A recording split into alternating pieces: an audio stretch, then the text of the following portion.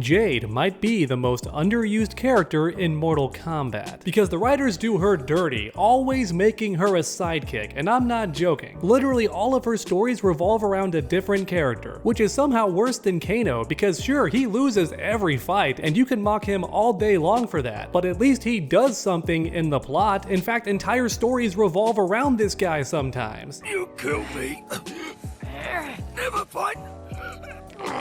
Amulet. But never Jade. Nope, never for her. She might win fights every now and then, but not once does she play a big role in the games. Literally never. In fact, I'm pretty sure you could remove Jade from Mortal Kombat completely and the stories wouldn't even change or have to be altered in the slightest, which is wild to think about. Oh, and sometimes she dies. Actually, a lot of the time she dies. Even in the movies, she still dies. Yeah, despite being loved by Mortal Kombat fans, the writers do Jade dirty in every game. Even in Mortal Kombat 11, her plot revolves around Kotal and her schoolgirl crush on him. The same crush that gets her killed later, by the way. Yeah, I forgot that happened.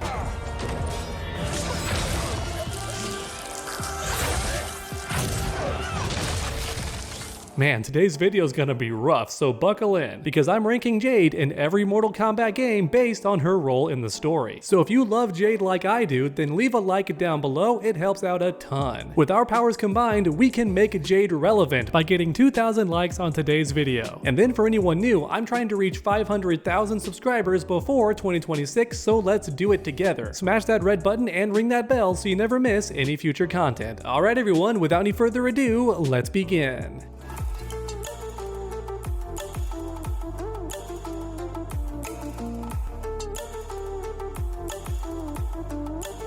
Alright, first up is Mortal Kombat 2, where Jade's actually not playable, instead she's a secret fight, similar to Reptile in the very first Mortal Kombat game. That's right, so Jade was missing in the first game, and then for the second game, she still doesn't have a story whatsoever. Yup, since you can't play as her, that means no arcade ending, no intro either, none of that stuff. Jade gets nothing. Also, she fights with Kitana's fans in this game, no pole staff yet, which is interesting, but even more interesting than that is MK9, where she still fights with the fans as an homage to Mortal Kombat 2, which I find really cool. Say what you will about NetherRealm, I know they make tons of mistakes, but the Easter eggs are always impressive. However, sadly for Mortal Kombat 2, Jade goes in does nothing tier. Next up is Mortal Kombat 3, when Jade first becomes playable and gets a full story. Turns out she's Kitana's bodyguard and a lifelong friend as well. How adorable is that? And thankfully she doesn't betray Kitana for Shao Kahn, that's Melina's job. Turns out Jade is an actual friend. That being said, she does nothing else in this game. Yep, here's where it begins. Jade's actions only benefit other characters. She never does anything unique for herself or does her own thing in a separate story. Nope, that never happens for any of the games. Which means Mortal Kombat 3 Jade is going in Sidekick tier. Next up is Deception, because in Deadly Alliance, I guess Jade was on vacation or something, along with Sindel. No clue what these characters were doing while the dynamic duo was killing all the heroes, but they were missing. That's all I remember. Anyways, in Deception, Jade kills Tanya with an Uno reverse card. That's right, Tanya has her dead to rights, surrounded by a Baraka horde, right? Tons of Barakas just surrounding Jade, but she hits Tanya with a pheromone bomb that makes the Barakas all go nuts and kill Tanya instead of Jade. Now, why not just kill both of them? I've got no idea. It's plot armor pheromones, I guess. Anyways, after that, Jade helps Sindel free Kitana from mind control. That's right, Kitana gets mind controlled in almost every single game, believe it or not. And during Deception, it was Onaga's turn to control Kitana. So yeah, she's being mind controlled and Sindel frees her because Jade's a distraction in the background and stuff. Yep, once again, Jade is a sidekick. That's the tier she's going in. However, on a small side note, this costume is the best Jade's looked, in my opinion. Really good. Peak costume design. Next up is Shaolin Monks, and this game especially might do Jade the dirtiest, and I'm not even joking. I'm not being sarcastic or hyperbolic. This game does Jade so dirty. Because get this, she shows up and then immediately dies in that same confrontation. Yep, I don't think any character in Mortal Kombat history has been revealed and then died this quickly in any of the stories. I think Jade holds the world record, which is wild because keep in mind, she's Kitana's best friend and bodyguard. Kitana even says that during story mode.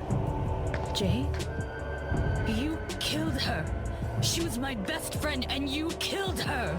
Don't touch me. But oopsie doopsie, your character already killed her with Melina's weapons. Yeah, Melina lives, but Jade dies. That's an M. Night Shyamalan twist. I did not see that coming, because typically it's always Melina that dies, but no, this time Jade bites the bullet, or rather eats the size, I guess, in her eyeballs, nom nom nom. And real quick, on a small side note, did Jade really deserve to die this gruesome death? Was she working with Melina, or simply not understanding the situation? I don't know, the whole thing just feels out of character. Jade typically is defending Katana, but here she's helping with the mind control and preventing the heroes from saving her, something like that. It's really weird. Yeah, Shaolin Monks is a goofy game in a lot of ways, and this might be the biggest disconnect from Jade in other games. Anyways, I digress. Jade goes in the dies tier for this game. She does nothing also. So next up is Armageddon, or that's what I would say, because I'm unclear what Jade even does in this game. I reached out to the king of lore himself, the fourth snake, who's got an encyclopedic knowledge of every game in this series, and even he could not tell me what Jade does in this game canonically. So yeah, I'm here scratching my head thinking that Jade must not do anything at all. Does she even appear in conquest mode? I can't remember. Yeah, I'm telling you guys, Kano is done better in these games than Jade is when it comes to story, which is wild. If you're keeping track, that's 4 games where Jade's done pretty much nothing already. But for now, Armageddon Jade is going in the does nothing tier, because yeah, she does nothing. Which is crazy, because this game was originally going to end the entire series, no sequels whatsoever, and the writers did Jade like this? Man, that's so disrespectful. Time for Mortal Kombat 9, the reboot, and Jade actually does stuff in the story, but she's still a sidekick. Spoiler alert, she's a sidekick. When you finally get control of her, she beats up Baraka, calls him a dog, and tries saving Katana, but is forced to leave early when Shiva and other guards show up, and instead she gets help from Earthrealm. But with that said, I think they would have saved Katana anyway. They would have wondered why she was missing at the rendezvous point, and then investigated and eventually found Katana, I think. Or in other words, Jade didn't do much of anything, then she dies when Sindel shows up, along with a big chunk of the cast. Like half the roster dies in this scene, along with Jade, which means she goes in the dead tier. In fact, she dies twice technically, because she's also seen dead in the opening, which is the Battle of Armageddon. Pretty much everyone died there. So yeah, in the same game, Jade dies twice, which is not extremely rare in this series, but always funny. Alright, time for Mortal Kombat 11, and Jade appears twice. There's a Revenant zombie version and a past version that actually does stuff. Not the Revenant though, she exists only to lose and die, spouts some dialogue, but it's rare. Yeah, she sucks. But then you have Living Jade, who's apparently had a relationship with Kotal Khan this whole time. You would have me even with my hardened heart. I know your heart. It can change.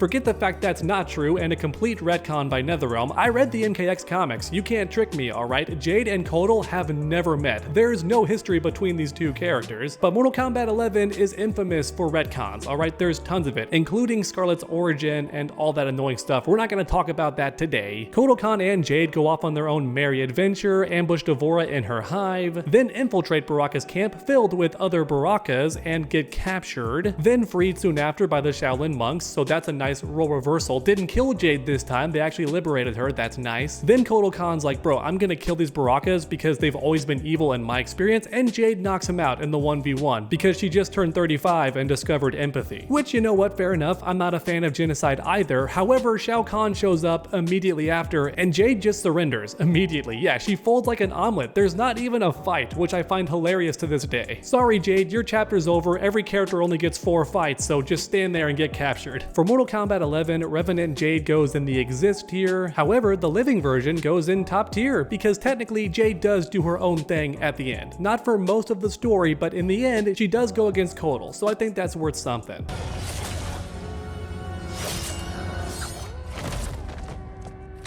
Next up is Onslaught. I know most of you never played this game, but here we go. Jade tries to capture Katana before learning the truth, then later she goes on a quest to save her friends, Kotal and Katana, maybe a third person. I forget the details, and it's mostly Raiden who does the work here at reviving everybody, but still Jade says, I did it. And you know what, Jade? Yes, you did, okay? Still a sidekick, technically, because not your own story, it's serving other characters. But hey, credit where it's due, you have a chapter in 2 different story modes. That's more than most NetherRealm characters can say. Which means means finally it's time for Mortal Kombat 1. I'm just kidding. Jade does nothing in this game. She does get mentioned a lot in intro dialogues, but that's about it. Not even a cameo. That's right, she's not playable in any way, shape, or form. However, I think she's a countess now, which means she got an upgrade technically. No longer a bodyguard, instead Jade is royalty herself, which is interesting, and I'm sure NetherRealm will do something with that in the sequel.